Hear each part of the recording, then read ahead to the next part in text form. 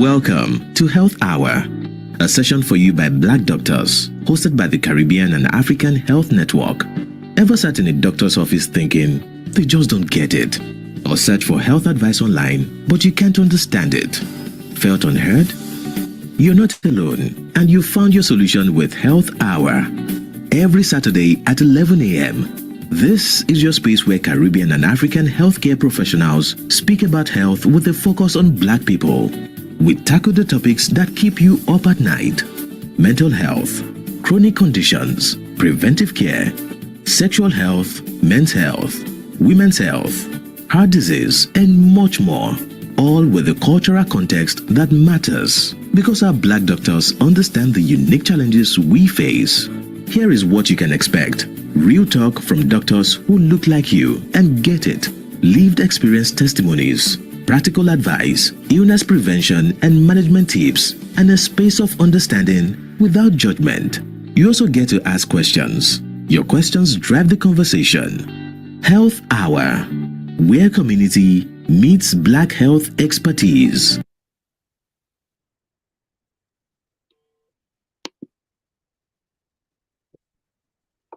Good morning, everybody on all platforms, and welcome to Health Hour today, run by Khan. Just want to welcome everybody on Zoom, on YouTube, on LinkedIn. My name's Dr. Sarah Adewumi, and I'm going to be the host this morning. Today, we've got an amazing talk on menopause and mental health, which I'm sure many of you are excited to hear about. We've got one of our amazing consultants, Adult Psychiatrist, Dr. Catherine Muyeba, who has over 25 years of experience, specializing in mental health, addiction, adult ADHD, and she's also a lifestyle physician. So this is going to be so insightful. We're going to get insight from the medical side, the mental health side, and also the lifestyle side. I want to just encourage everybody on all platforms to ask questions. It's going to be monitored. So at the end, we've got a question and answer session where we'll read out the questions and Dr. Muyeba will give us great answers. I'm really excited for this, and I'm sure everybody in the chat is too. I'm just going to hand over to Dr. Catherine Muyeba and we're going to be exploring mental health and menopause. Thank you. Oh. Thank you. Thank you so much for having me. Can you see me? Yeah. Thank you so much for having me. It's super exciting to have so many people join us and learn together. And I've been following Khan's Health Hour recording sessions on YouTube. So if you haven't seen them, make an effort to go and check them all out. So we'll be talking about menopause. So it's from the mental health side of things, and I will be sharing the slides in a minute before we start. Just give me a few minutes, few seconds. It worked before, so it should work.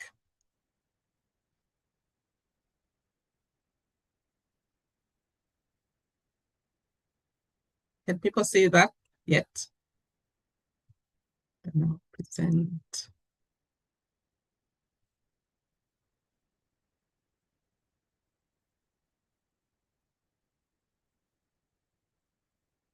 So can everyone see the slides? Yeah. So I can't see anybody, so just let me know as we go. So I'm Catherine Muyeba.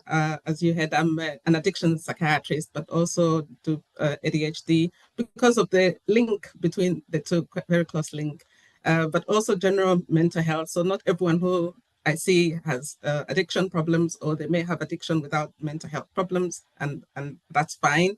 And then alongside that, and I think it was more of a sort of a delusional belief that most people were not having their lives cut short, especially in addiction, because of drugs or alcohol, but the lifestyle factors as well. So that's how I stumbled across lifestyle medicine, got certified in that, and help people more broadly.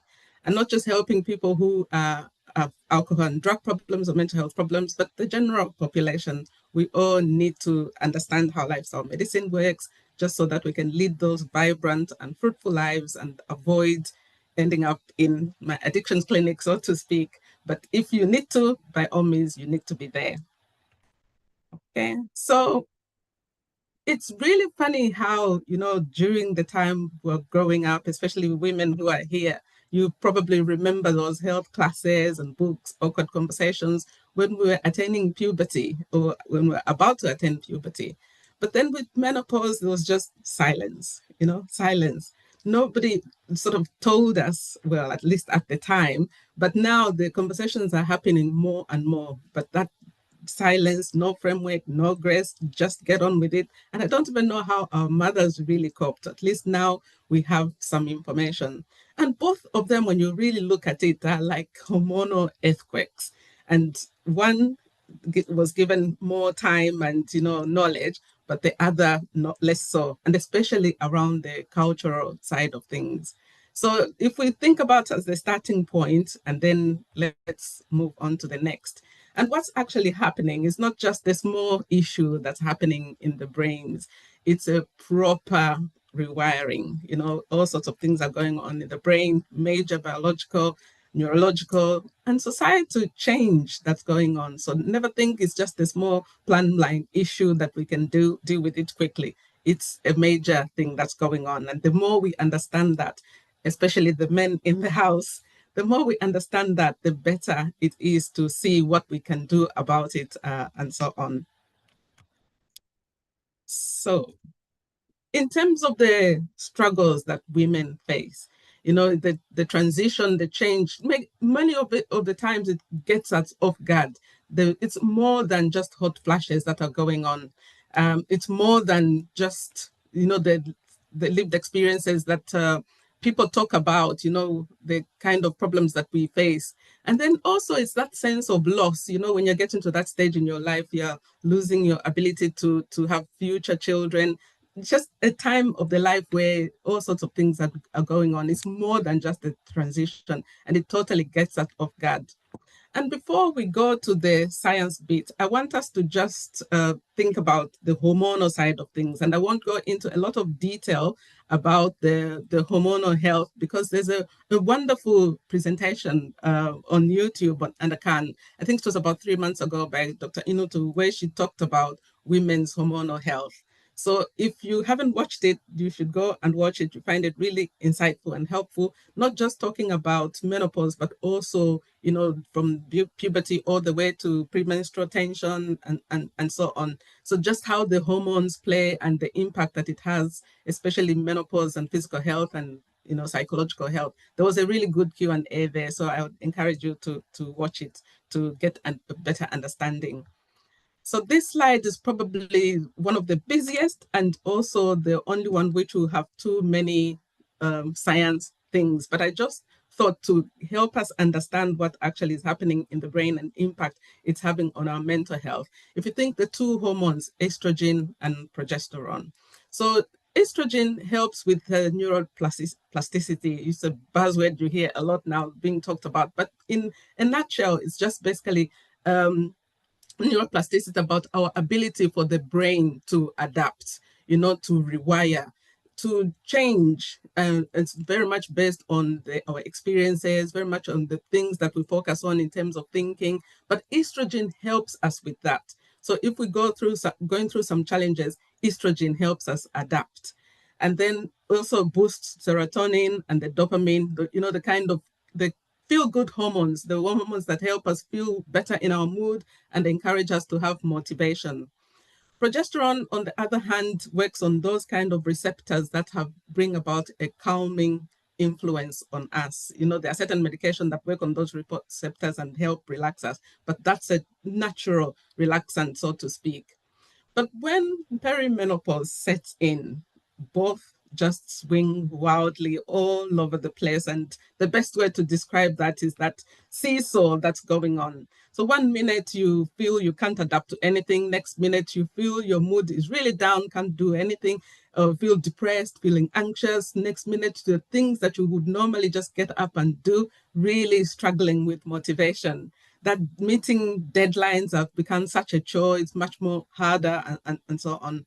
And then that also affects that natural calming thing, feeling tense, feeling anxious, and for no reason. Sometimes women just, burst out crying or feel panicky.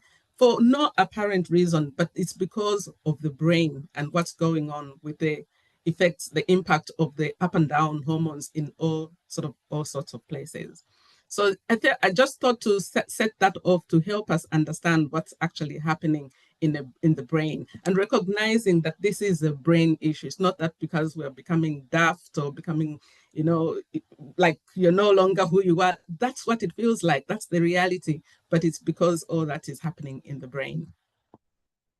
So on this slide, I just wanted to talk about the biopsychosocial situation as well. The tipping point where these three aspects of our lives sort of collide, so to speak. So the biological side of things, as the hormones drop, it will affect the way we sleep.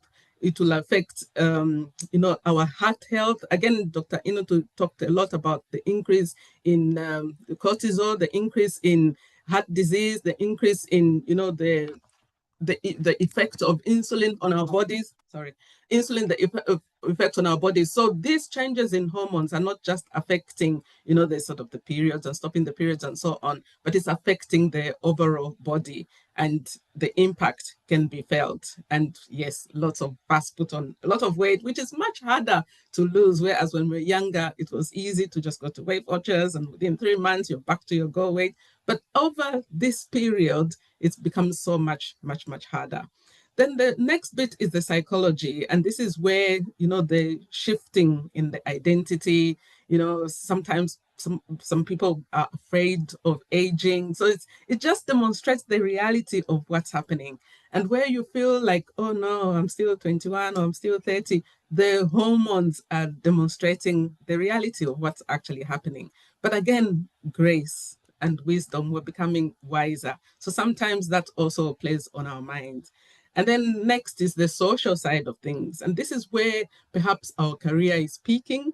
You're going for those top jobs, or you're progressing in your career because you're becoming experienced. And then the impact of the, decline in the hormones, you can't meet the demands anymore. You're lacking that social structure as well. And sometimes it's also the time maybe you're taking on other roles in your life. Perhaps, like moving on to the next slide, you're taking on, the real life pressures that are happening. You're caring perhaps for aging parents, maybe children living home, going to university, going to set up their own homes, the career and identity pressures as well. Maybe you don't respond as fast, and new younger generation is coming on, and sometimes it can feel like we are being sort of excluded. We're not who we used to be, and can have an impact on the career pressures.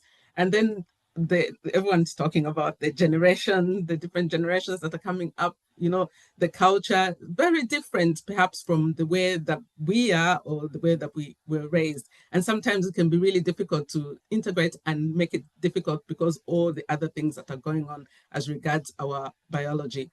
And in some situations, because of the impact, it has an impact on our resilience. It's much harder to bounce back when we are faced with when life happens. It's much harder to bounce back because of the biology that's happening in our brains. So what about the economic cost? So the document that we were looking at, and we agreed with Professor Fay about to look at the document published by the Royal College of Psychiatrists, a position statement about menopause, that, we have been too quiet on that. What is the evidence of what's actually going on, and what are the consequences if we don't do anything about it?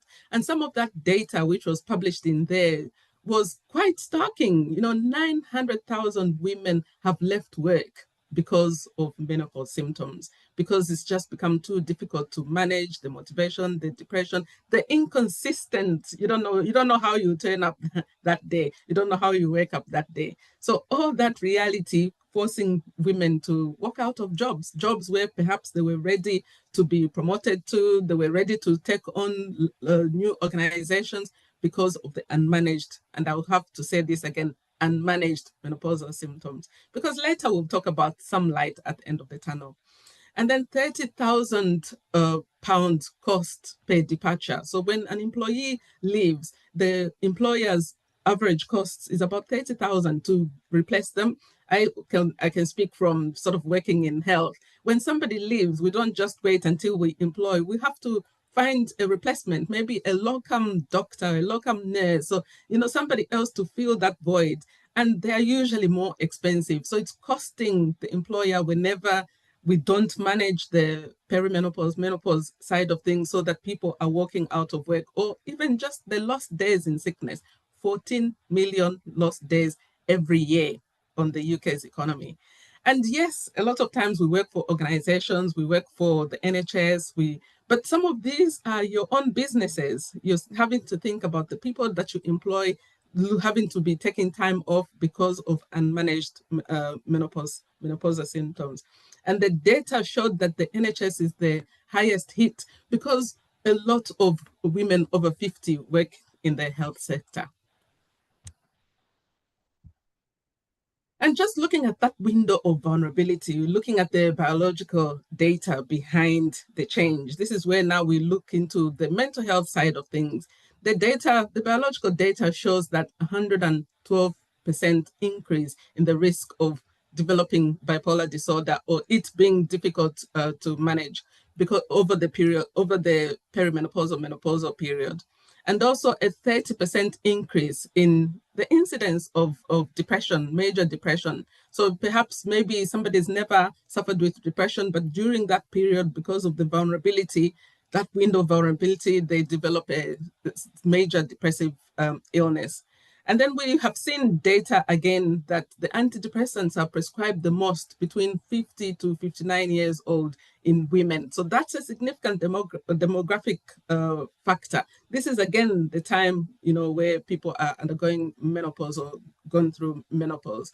And then just again worth mentioning as well, obviously the suicide risk with all the hormonal imbalance, the depression, the bipolar risk, and the circumstances that affect the menopause and the hormone imbalance. The suicide risk in England and Wales peaks. When you look at the data around suicide, it peaks between 45 and 54, which again corresponds to that period of their lives. So what else then contributes to the issue being unmanaged? They came up with a term like about diagnostic overshadowing. And this is when the hormonal shifts are mistaken for a standalone mental illness. Say, for instance, somebody has an intense anxiety, sudden intense anxiety episode because of the hormones, and a diagnosis or a misdiagnosis of generalized anxiety is made. When it's misdiagnosed, the treatment is different. The treatment is definitely different. And then when they have a lot of high energy and risky behavior, they can make a standalone bipolar mania diagnosis, which perhaps is not right if we haven't looked at all the other factors. And then when somebody withdraws because of their identity and stuff like that, they may look at it as just behavioral problems rather than actually looking what is the hidden cause, what is the hidden root cause. Could it be the hormones? Has anyone asked about it? Has anyone tested? So it's important to just be aware that diagnostic overshadowing often happens, and people, as clinicians, who attribute the symptoms to some other pre-existing condition or something else happening in their life. But when we ask all those questions, that's not to say that somebody doesn't have an underlying depressive illness or a bipolar disorder. But when we ask the right questions, we can treat both simultaneously with better outcomes for individuals. Okay. Sorry about this. So the other problem that we see, I don't know, I think something has happened to my slides, I'm sorry.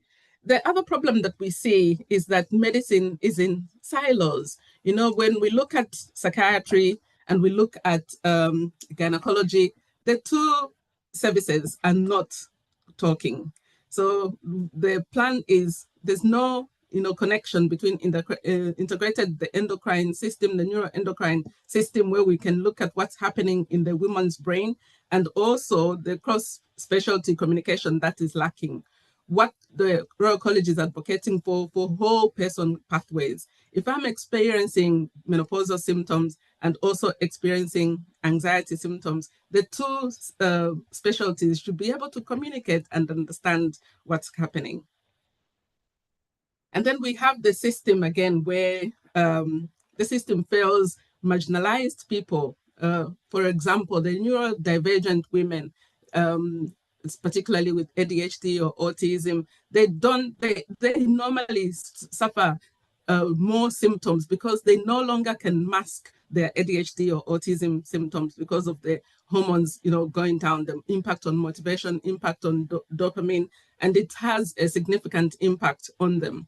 So they often don't, if they're undiagnosed or even diagnosed, they don't often get the service that they need when that scaffolding that's held them up all these years falls off.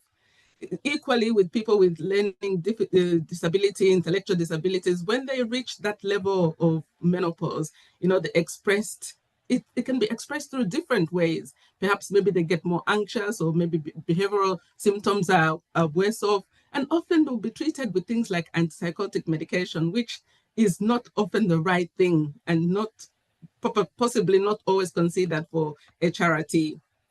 And then you've got the trans men.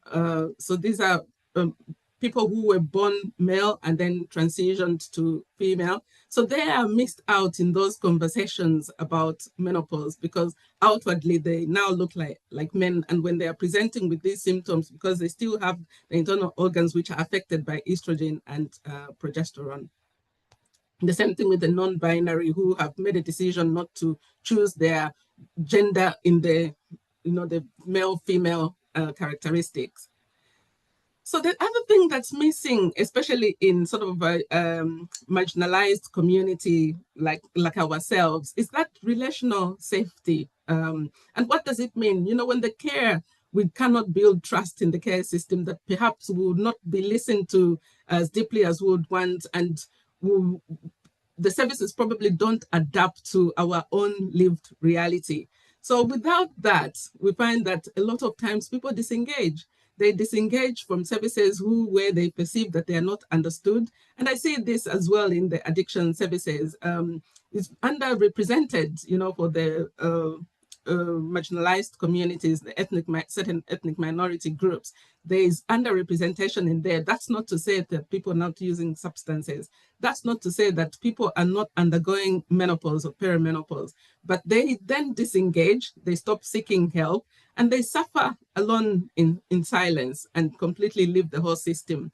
And then the consequences that we've looked at, the impact on employment, impact on their mental health, impact on just everything in general. And they are, the marginalized community are vulnerable to this kind of failure because the relational safety net, that's the missing foundation in their situation. The other thing to consider, yes, sometimes maybe people have had antidepressants before and have been stable, and then around the menopause time, things get worse, but the antidepressant doesn't work the way that it used to before. And more studies are being done because before, most of the studies were done perhaps with more males. So when it was said antidepressants work for depression, not sufficient studies have been done with women, and how do the response to medication change over time. So it's not fully understood how menopause alters, the effectiveness of antidepressant medication. So when the estrogen declines, these drugs may entirely change. They may entirely change their impact on the brain. So maybe not responding the way that they used to. And then sometimes maybe people would be prescribed more, a higher and higher dose, or they may be prescribed multiple antidepressants to make things work. So it needs to be calibrated, for younger women and men, but also for women who are getting into menopause when those medications stop working. So more research is required to make sure that this happens. So we're looking for those breakthroughs. And I know we're getting there bit by bit, but we need to continue talking about it.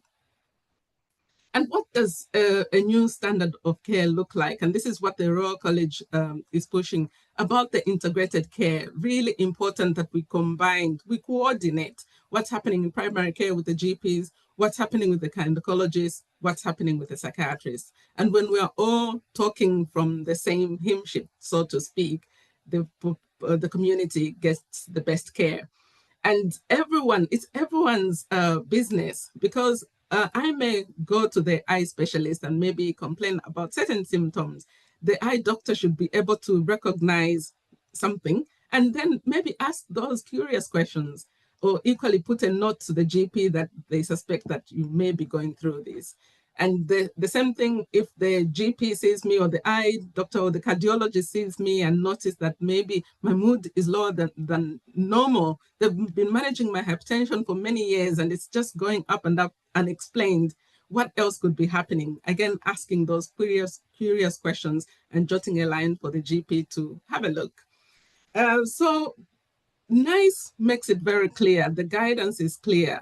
They recommend cognitive behavioral therapy to help manage the symptoms of depression and anxiety and perimenopausal mental health related problems, but also they recommend HRT. So combining the HRT, sorry, I said I wasn't going to use jargon. So the hormone replacement treatment. So we talked about the estrogen and progesterone. There are different formulations which are now available. Speak to your GP about it, which replace the estrogen and the progesterone in measures based on your own circumstances. So the best thing is when you feel that you may be going through the change, asking the GP. They have various tests that they can do, but equally, if necessary, you may be referred to a specialist. But what is recommended as treatment is a combination of the hormone replacement therapy and the talking therapies, cognitive behavioral therapy.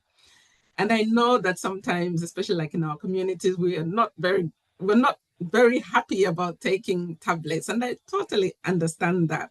But sometimes having a conversation, a real honest conversation, what's the worst thing that medication can do if that is what is recommended? So some of the times, perhaps maybe the clinicians may not be, I don't want to use the word pushing, but may not be advocating that you consider this, because usually the answer is just no, we don't take tablets, we don't do this.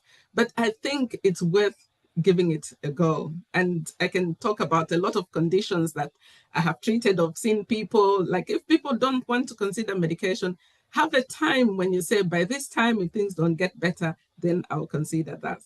I think there's not much lost by trying. And if you do get side effects, by all means, stop or look at plan B of the options which are available. But equally, just be open and yes, consider medication. It is recommended for a reason. They do a lot of studies before they decide what is first-line treatment or what is recommended as treatment for various conditions. And then the other thing with the new standard, working towards that trauma-informed care, recognizes that these symptoms are intertwined in life history, the social context. There are multiple factors. So it's not just, oh, the hormones have stopped now, or your blood pressure is unmanageable now, or your bipolar is unmanageable now. But look at the whole system, look at the whole individual as a whole. That's really, really important. That's what happens. And the next thing which I wanted to talk about is let's advocate for ourselves. When you're going to that GP appointment or the specialist appointment, take the patterns. What patterns have you noticed? Have you been tracking your mood, tracking your physical symptoms, so that you can show the evidence? Because I know we only get about 10 minutes with the GPs, don't we? So if you've been tracking, you've got information there to hand, it would be the best use of your 10 minutes. And equally, there's an app that Dr. Louise, who's the menopause specialist, she has an app called Balance. So there's a free version of that. If you download the app, you can record your tracking in there, and then you can sort of do some like simple reports, which you can then show to your GP. I know there's a section which is paid, but the section which is free is equally valuable. So when you download the app and then check and track, then that way when you go to the GP, you've got some information to start off from to take you to the next level, maybe doing the blood test or refer to the specialist. And then ask questions. Sorry, Dr. Catherine. Sorry. Could you please reshare your slides? It seems to have been frozen. So we just want to make sure that we're keeping up with what you are saying. I'm just going to stop sharing for you, and then you can just reshare again so it reactivates. Right. Thanks. So has it been frozen the whole time? No, I don't think it's been paused the whole time. I think the last screen we saw was a lady smiling. Suffering is not destiny. Yeah, So apologies. I assumed you were just talking based on her smiling, but yeah, if you could just right. please reshare, it should be fine. Okay, let me share again. Thank you. I do apologize. No, it's fine. You're doing great. We have lots of questions in the chat, so you're gonna definitely have a lot of questions to answer, and Yeah, the people in the chat are definitely enjoying the session. right. Okay, let me see. Okay, so this was going to be my next slide anyway, but let me just finish saying what I was saying before about, discuss the medication with the doctor and be firm. Being firm and being rude are different, and also being firm and being loud are different. I think we will always be a lot of time be perceived as loud or strong or whatever the case might be, but be firm in getting to the next stage, and definitely. But having the evidence with you, you've been tracking, you've written it down, and you go with the evidence, you've tracked your patterns, you asking those questions. Could this be connected with perimenopause? Could this be connected to the changes in my hormones? It's fine to ask those questions. And yes, sometimes it's like maybe brushed off, no, this, and the symptoms are dismissed. Refusal doesn't mean that that's it. You can go back, and ask again. Just on the slides, I think this is where probably it was frozen, that suffering is not destiny. When we go through the perimenopause, yes, it's challenging, but if we're not getting help, that can be classed as neglect, neglect. We need to fix the system and restore the power within us to be able to challenge the system and then ensure that we're stable. But just on this, yes, I've talked about lifestyle medicine based on the 6 pillars of lifestyle medicine. Those 6 pillars, when we implement them, do significantly help in terms of managing the symptoms of perimenopause and menopause. And I know that Dr. Inotu talked a lot about that when she was talking about, making sure you're making healthy connections, making sure you're reducing the harms, like the harms to do with too much alcohol or substances, sometimes even too much coffee, keeping an eye on those substances, and equally habits. There's the TikTok scrolling, watching movie after video after video. Those kind of things can have an impact on our levels of dopamine in the brain. So breaking those unhelpful habits helps a lot. Exercise as well, within what you can do. The recommendation is 150 exercise minutes a week, and of moderate exercise, and for the high intensity, 75 minutes a week. Just develop a routine, going for a walk, getting off a bus earlier, parking your car some distance away from the shop when you're shopping. Just little different things which can become part of who you are, what you do daily. And then eating nutritiously.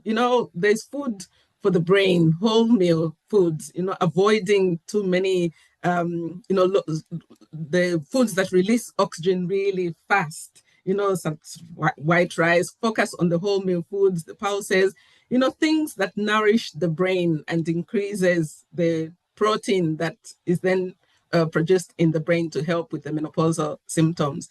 Getting that rest, the sleep, we really, really need our sleep. So focusing on getting good quality sleep, and then managing stress, finding ways to find time to manage any stress levels, because we all become stressed one way or the other. But how do we manage those levels of stress?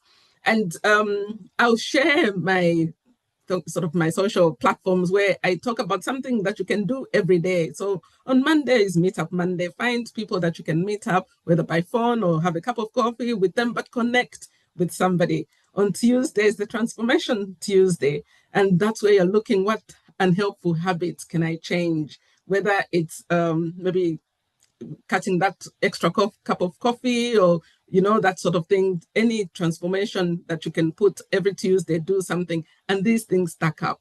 On Wednesday, we call it Wellbeing Wednesday, a nice meal, nice, delicious, wholesome meal. Thursday, we're looking at Thriving. That's when you make sure you put in maybe go beyond the daily walk, maybe do an extra Zumba class on YouTube or whatever the case might be. Friday is for full rest Friday. Make sure you really catch up on rest, catch up on that sleep. And Saturday is the stress-free Saturday. Find ways to just chill, whether it's on your own or with others. Go for a longer walk, get a massage, just mindfulness practices, anything that can help sort of calibrate and regulate your nervous system. All those kind of things, when they stack up and done on a regular basis, it does help in terms of managing the perimenopause or menopause symptoms. So this will be the last slide. We talked about time to shine, and in the document that was published by the Royal College of Psychiatrists, and by the way, it's available, readily available, anyone can go and read it. They had some beautiful lived experience women who were giving really wonderful quotes. I particularly was drawn to Wendy, and she's the one who was talking about, with help, support, and guidance, there is no need to struggle in silence at all. It can also be a time to shine. Find time. This is an undeniable biological problem, and it disrupts our mental health. And even the most resilient does struggle during this time.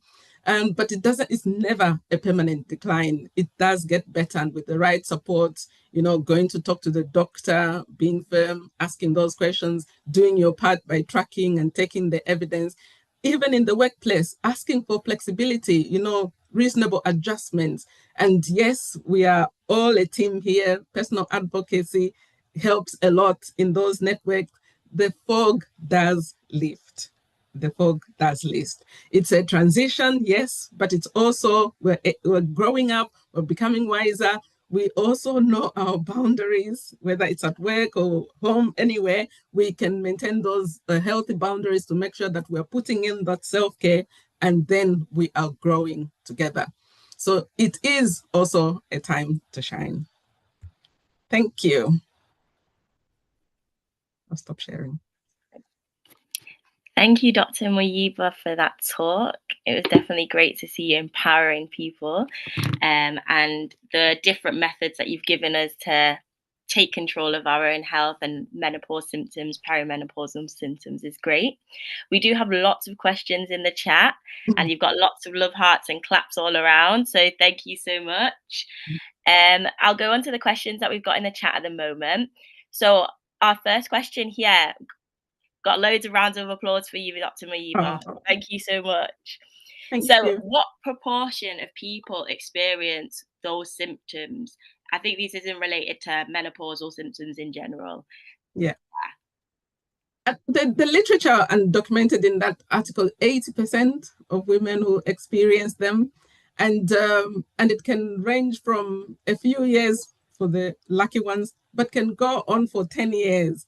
So we're in this for the long haul. So the best thing when they start, have a plan. For you who haven't started yet, it is coming. So be prepared.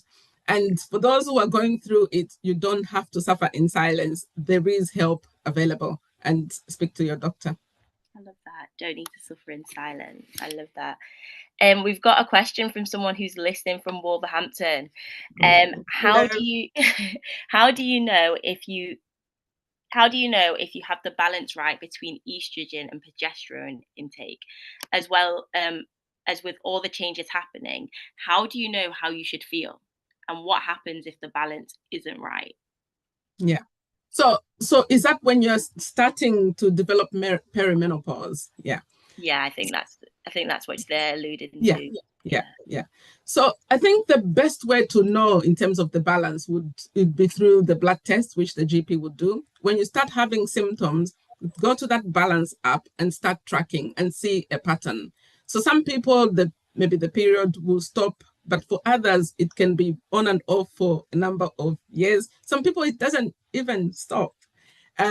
But when you start noticing some change, because we know our bodies so well, don't we? So when you start noticing some change, the best way to know in terms of diagnosis is through some blood tests. But the GP will ask you the questions, and they'll know, some pointers, then decide. Sometimes the GPs are not always convinced that it's time yet, Otherwise, they'll just be doing people's blood tests every month, you know. So you have symptoms, gather that evidence. That app, the Balance app, is helpful. Then see the GP. The GP will guide you whether to do the blood test at that point or not. When they start treatment, obviously it's the monitoring issue. So they will keep checking, and the specialist will tell you about that. Okay, brilliant. And I know you mentioned that app. I think we did have a question about what the app was called, and I think you just told us. It's called Balance. Balance, brilliant. So you mentioned that app is called Balance, so that answers one of our questions in the chat. We've got a question that says, I am in surgical menopause as of 8 weeks ago. High anxiety at night. GP says no need for progesterone. They got testosterone privately and they're on estradiol from their GP. They've been offered antidepressants, but they're not depressed. Can one have progesterone prescribed to help? Yeah. So unfortunately, I'm not a specialist in prescribing hormones for people, but I am aware of what's happening, what the guidance shows. When surgical menopause happens, obviously it's like instant, isn't it? Whereas for when it's happening perimenopause, that's happening gradually. But when the ovaries are removed and there's almost instant loss of that, that's sometimes people describe it as even more tragic. And it should form part of the plan about what's going to happen to manage that. So if there's a problem, you're still having anxiety and so on, go back to the GP, and if necessary, be referred to the specialist to go and look at the hormonal health side of things. Yeah. Time to seek some advice from the GP. And like I was saying before, sorry, Sarah, like I was saying before about integrating psychiatry and gynecology and GPs, because sometimes things can happen where somebody has had that surgical induced menopause and maybe the psychiatrist doesn't know or doesn't link it, and they're like, oh no, we can't do anything else, and be discharged. So that increases the risk for people. So that communication, whenever we see somebody, we need to know what else is happening. Not everyone is able to sort of tell you, but at least if you communicate with the GP, you'll be able to understand and look at the whole case, because it can be tragic. If somebody has had history of depression or bipolar, they have the surgical menopause, that's the time they need everyone supporting them. Yeah, it could be a bigger picture, looking at the whole picture. Brilliant. Definitely. Someone's mentioned that one of the main things that they're dealing with is a loss of balance, and they're wondering if anyone else deals with this and if there's some way that they can handle this. Yeah, I think, again, I'll be referring you a lot to the GP. There's different things that can cause loss of balance, rather than just say it's the perimenopause. There are multiple symptoms that people experience, and the best way, go and see the GP, look at the different symptoms and rule out other things which could, you know, there's so many things that can affect balance from the brain. So it might be better to speak to your GP and, again, track those symptoms and see how they all relate and speak to the GP. Yeah, we've got another ad for the Balance app. So sorry, I'm not getting paid. Yeah. So there seems to be so many companies that are offering products that they claim as solutions to menopause and provide relief. Could the doctor comment on this, please? And they've said that this is a really interesting session as well. Yeah. Oh, thank you for that. Yes, I'll comment on that. There's things which, like, non-licensed medication, which is out there, supplements. A lot of people sort of self-medicating or going to different practitioners who are doing all sorts of things. Some of them, there is some evidence in it, but others not so. So people just trial and error. Again, speak to your GP about them. And there are lots of practices which have come up as menopause clinics. Most of them are run by GPs, but also by other professionals. You could speak to them about them, but those will probably be private. So check and always check, whatever you're taking, and look at what other constituents are in that supplement, just so that it doesn't interact with other things which are going on. What are the side effects, and are they also from a legitimate source? Brilliant. Our next question that we've got here is, what if you can't take HRT? Are there natural remedies or techniques we can try to manage symptoms? Mm-hmm. So I've talked about the lifestyle medicine side of things. And like I said, I see people with ADHD, not everyone wants to go on medication, but when they implement the lifestyle factors, the changes, they see a significant change for them. Not everyone is suitable for HRT. And when you see the GP or the specialist and they explain that you're not suitable for HRT, or you discuss with them that you want to try something which is not HRT, then they can give you some guidance around what else you could try. Yeah. Brilliant. Okay. I think we've got a question about that healthy weekly calendar that you spoke about. Do you have any pictures or anything, or any links that you could share with us to see Yes. that? I think like if you search for my name, I wish I could do it from here, but like if you search for my name, and it will be either on Instagram or on TikTok, there'll be they're called the Cheers Lifestyle Tracker. So Meetup Monday, I did video series for a whole month, so they're all there. I think I'll post them again so that they can come up, people can see. So there's a video for Mondays, videos for Tuesday, videos for Wednesdays, videos for Thursday, Friday, Saturday. Yeah. Brilliant. And is your Instagram handle just your name, or is there Somebody anything has else? just put it in on. Someone's put it in. Brilliant. Yeah. And the idea is to make it easier to remember. On Mondays, I make an effort to meet up. I mean, if you meet up on Tuesday, that's fine. But the idea is to do something every day. And the framework, the tracker just helps, so then you can tick a box that you've done it. Yeah. And you do it on your own, or you do it with others. You know, that's the idea, to get everyone getting vibrant and healthy together. Do it with your children, do it with your colleagues. Sometimes I'll take some colleagues, we go for the walk at lunchtime while having a walking meeting, you know, that sort of thing. So there are different things that you can do, just making sure that you're doing something, because every little helps. And those habits stack up. When you do it for a month, you'll just naturally be walking effortlessly, because you know how it makes you feel. It makes you feel so much better. Well, thank you for that. Our next question says, any suggestions on how to improve sleep without medication? They've tried all usual sleep hygiene methods, and the lack of sleep has a huge impact on their symptoms. Definitely. The lack of sleep, I can't, we don't have time to talk about sleep, but the evidence is so strong about what happens when we don't get sufficient sleep. And 7 to 9 hours a night, it just repairs your brain. Your brain is, you know, being cleaned, and so that by the next morning you're bright, alert, and happier. And when we're not sleeping, the impact it has on that word cortisol is huge. So multiple repercussions on what can happen. So how do we manage sleep without, and I don't know what sleep hygiene that you've tried, but that's what I would recommend. You know, dark room, cool, go to bed earlier, maybe screens off, put the screens out of the room. I think that's the best, because if you can't sleep, you just go for your phone, and then it makes things worse. Coffee, maybe just go off coffee altogether.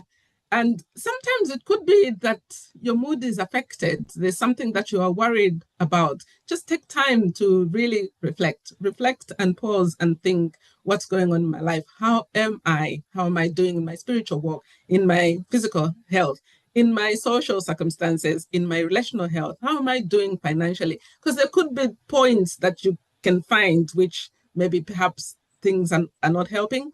And then that way we're getting to the root cause and identifying anything that can be impacting your sleep.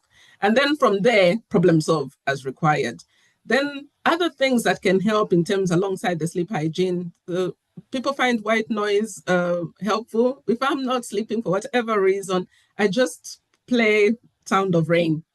And it doesn't take long before I fall asleep and don't wake up until the morning. It doesn't work for everyone. And when you go to YouTube and just look rain sound, there are millions and millions of views, because there's lots of people who are sleeping on those sounds every day. Somebody put in the chat about the Calm app, you know, just to calm down. There are some, you know, some meditations that you can do as well. There are some sounds, you know, sometimes there are people talking, reading scripture in a way that's sort of soothing voice, and it helps calm people down. So I don't know what you have tried, but there's lots of different things that people have tried without need for medication.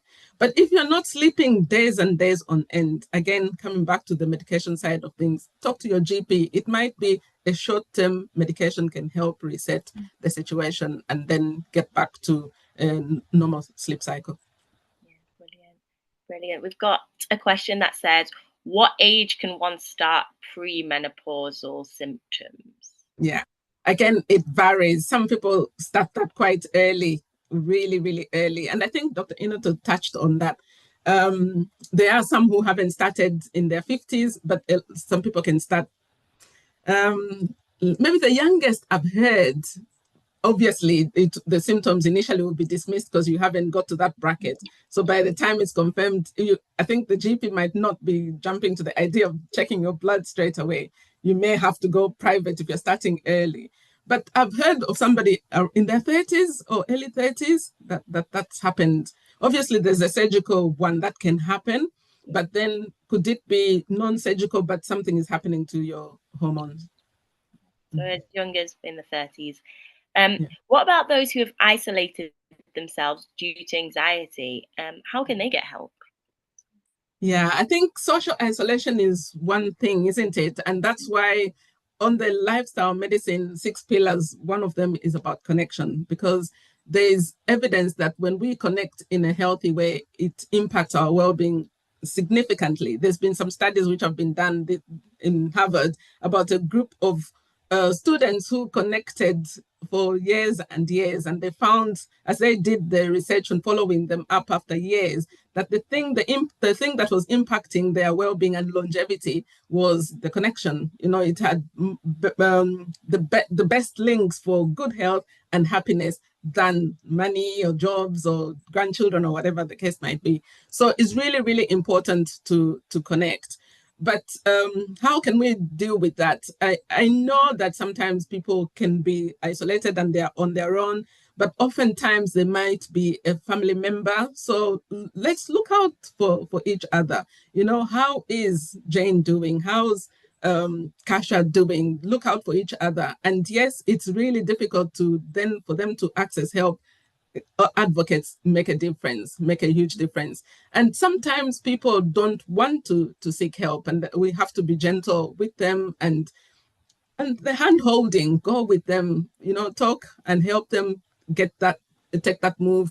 At the minute as well, there's lots of online resources. If they don't want to see anyone yet, they can go online and get some of the support, at least start the support there, and then move to something where they can see their GP or specialist as required. But I think when people are isolating, it's our responsibility as well to look out for them, because I will probably be their best advocate and help them that way. Importance of connecting and attending these sessions, because you learn one thing or two and be able to connect with somebody. The importance of our community. So we've got a question saying, as a Black woman who's holding work, family, community, and constant pressure, how do I cope with perimenopause on days when the mood swings, exhaustion, and brain fog collide with everything I'm responsible for, and I still have to show up as if nothing is happening? Yeah, that's a challenge, and that's some of the things I talk about as well on my YouTube channel. Being that strong one, being the one that anyone can call upon, anyone that does the tasks, because we get things done. Being the dependable one. But even the dependable one, even though we are looking like we're holding everything together on the outside, we are struggling inside. And I think the starting point would be to be honest about that to ourselves. I can't overemphasize the importance of self-care. Take a break. Have a Kit Kat and take a break. If on that day things just not moving, maybe it's because your body is telling you that you need to rest. And I give you permission, rest. Have cycles where you can rest every single day, find time to be able to rest. And I talked about reflecting before, look inward. How am I doing? How am I doing really? Is it Meetup Monday? Who do you need to call? Who do you need to go for a walk with? It's amazing what happens or what can come out when you go walking with somebody. Things that you have put it internalized can come out, because then you are talking them, there's a sounding board. Just make time to relax. And even if it's 10 minutes of pausing, it can make such a difference compared with no pause and just keep going and going and going. And I know we carry a reputation of being the strong ones, but equally, let's be aware of that and look internally. How can I know what's going on so that I can do something about it? How can I have a trusted friend or mentor or coach or whatever who I can share this with, so that I'm not the only one internalizing this? And yes, people will, not persuade you, but they'll spur you on to getting that rest. If you need to be away from the children, I offer free babysitting services. Just so you can rest. Yeah, but it's important, make time to rest and, postpone certain things. It's okay to postpone tasks that are on your to-do calendar. And when you're feeling that to-do calendar on Sundays, make sure that you've scheduled rest as well, because it just doesn't happen. Wow, I love that. It's a schedule rest. That's something that many of us probably don't do, but I love that. It's a gem that I'm taking with me. We've got one more question that says, painful legs and cramps, are they the signs of perimenopause, or could they? They can be, but like I said, with the balance, check, is there anything else? There are certain chemical imbalances. If maybe your calcium is not right, magnesium is not right, or whatever, those are not the things that you should be looking for. But sometimes it's also just tracking, my food, my fitness pal, track your food for a week and see how you're doing with your nutrients. I remember this was my husband. He was feeling sort of off himself, and even when he goes to his usual jog and run, he was feeling tired. Well, let's track my fitness pal, and just for a week. And we found that he wasn't eating enough foods in terms of the calcium, magnesium, even things like sodium, and just change the diet. He was busy, and we do get busy. We forget to eat, or we end up eating things which are quick but not nourishing us. So the cramps, the imbalance, it could be anything. And if it persists, yes, see your GP, because again, cramps could be because of other things. But just take care in terms of what we're putting in our mouths, what we are drinking, and also the activity. Keep moving, keep eating healthy, and track. So we're tracking the balance, our symptoms, but also track the food, because it does give the nutritional information, even if it's just for a week, and see what it's like. Then that way, when we track, we can change something. We can be intentional. Thank you. Another question's come through. Do men experience menopause?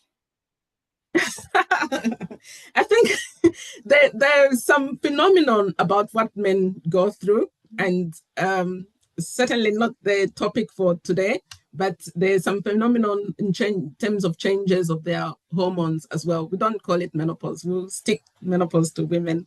And we've got we've got one more question. Yeah. So out of curiosity, is menopause final for getting pregnant? Because some women are nearly 60. Some women who are nearly 60 have gotten pregnant. Yeah. So it's something which happens over time. The hormones are changing, but that's not to say that it's contraception. So you could get pregnant. Yeah. So it still needs contraception.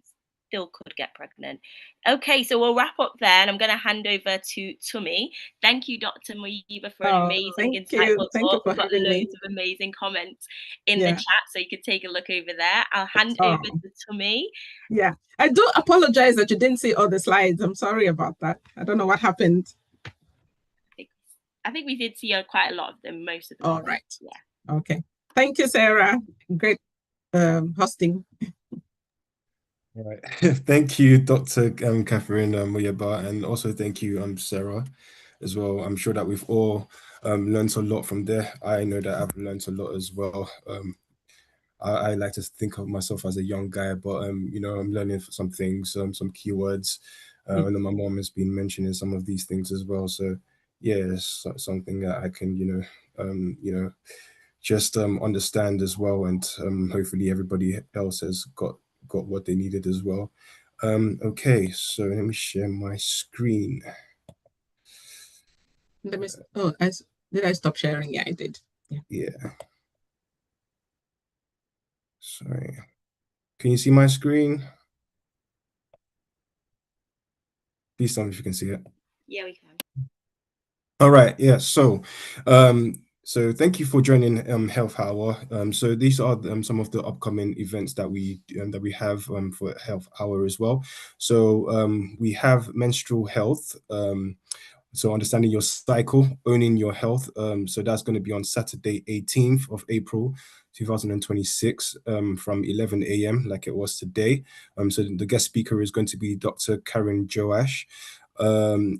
And yeah, to register, email info@khan.org.uk. So I'm sure that will be really good as well. So they do what a healthy period looks like and what it doesn't, managing pain, heavy bleeding and hormonal changes, advocacy and support, and common menstrual disorders. Yeah. And then there is the Black Health Awards, which is on the 4th of July. So that day is the best day in the world because that's my birthday. So yeah, that's going to be fun. I believe if you've been to the previous ones, you know how elaborate and amazing it was as well. I also played saxophone in the last health hour as well. In the last Black Healthcare Awards as well. So it was really amazing to network with people and just celebrate people that like we all need to be celebrated. So just being there, support each other, and celebrate people. So yeah, so basically yeah, there's a 3-course dinner, live music and performances, premium networking opportunities, award ceremony, and also you can celebrate my birthday as well if you want to. Yeah, so you can scan the QR code to secure your tickets, and yeah, hopefully see you there.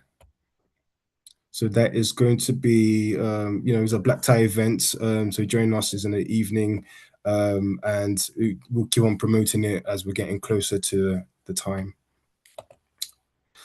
So we have Black-led counseling service. So this is culturally tailored counseling for Caribbean and African communities. So we offer counseling sessions designed specifically for Caribbean and African people. Our team of Black counselors bring diverse backgrounds and deep understanding of cultural nuances, ensuring every session resonates with authenticity and empathy. So to make a referral for yourself or someone, you could use our referral form. So if you have any questions, you can email at counseling@khan.org.uk, and you can also scan the QR code if you want as well. We have Green and Art Wellbeing Service. So join us to connect, create and celebrate wellness with Caribbean and African inspired activities like painting, nature works, and more. So that is Bolton every Wednesdays, Stockport every Tuesdays, Gorton every Mondays. So come for fun, art and new friendships. For questions, contact Lola at Green and Art wellbeing@khan.org.uk or call 077 899 75205. And the times for that are, Wednesdays 2 p.m. to 4 p.m. Stockport is at 1 p.m. to 3 p.m. Gorton is at 3 p.m. to 5 p.m. And lastly, we have our Black Red Ribbon Champions, free, confidential, and cultural aware. You don't have to face HIV alone. So carrying HIV on your own can feel very heavy. Fear, shame, and worrying about how others will react can make every day harder. You shouldn't have to manage this in silence. Our HIV rapid testing across our community makes it simple and private, giving you clarity and support. Our team are friendly, understanding, and happy to help. So contact BLK Red Ribbon at khan.org.uk or call 077 10 022 382 to get started. Thank you for joining us today, and we hope to see you next week. So I'll stop sharing now, and I'll take it back to Sarah. Thank you.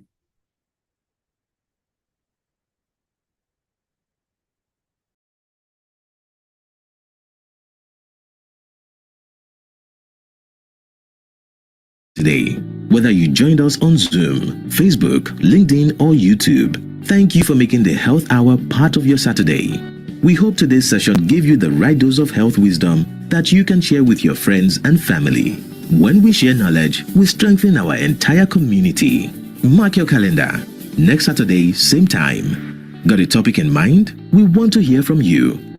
At health@can.org.uk. Health Hour, hosted by the Caribbean and African Health Network.